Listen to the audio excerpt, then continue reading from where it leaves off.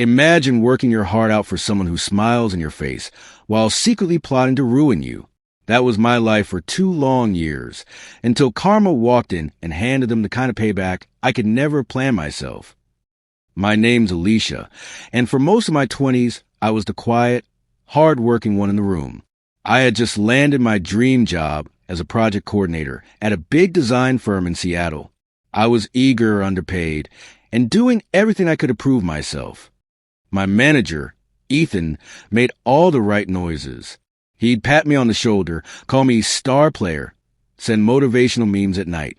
But behind closed doors, he was slowly sharpening the knife.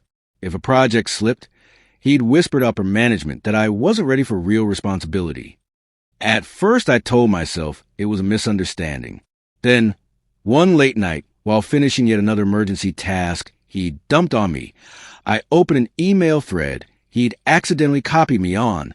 It was a brag to a rival manager. She's naive. She'll take the blame while I climb. My cheeks burned. My stomach turned. In that moment, I stopped being his protege. I became his quiet witness. I didn't blow up. I documented. Every assignment he switched last minute. Every misleading instruction. Every time he called me his intern in front of clients. I saved the emails. Screenshotted the Slack messages.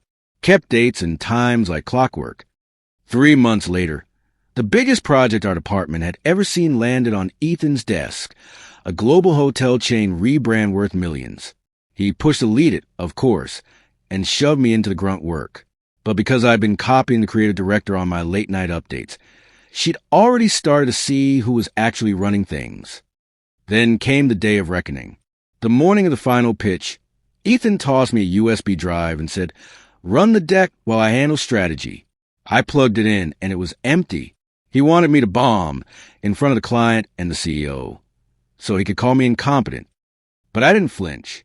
For weeks, I'd been quietly building my own copy of the deck, polishing every detail.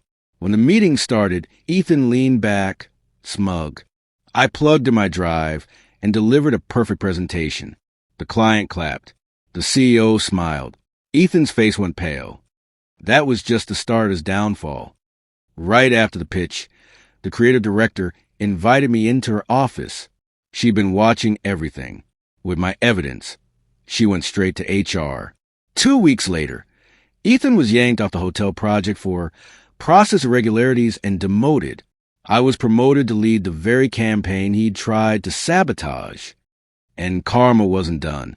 An audit of his networking expenses uncovered thousands of dollars of personal misuse. He had to repay it out of pocket and lost his bonus.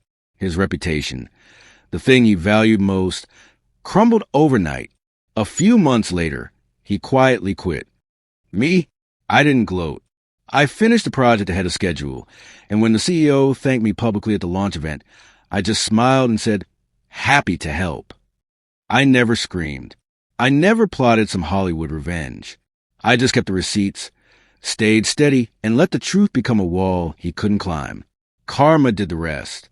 And it was so much more satisfying than any outburst could ever have been. If this story gave you chills, hit that like button. Have you ever watched karma catch up with someone who tried to destroy you? Tell me in the comments, and don't forget to subscribe for more real-life revenge stories.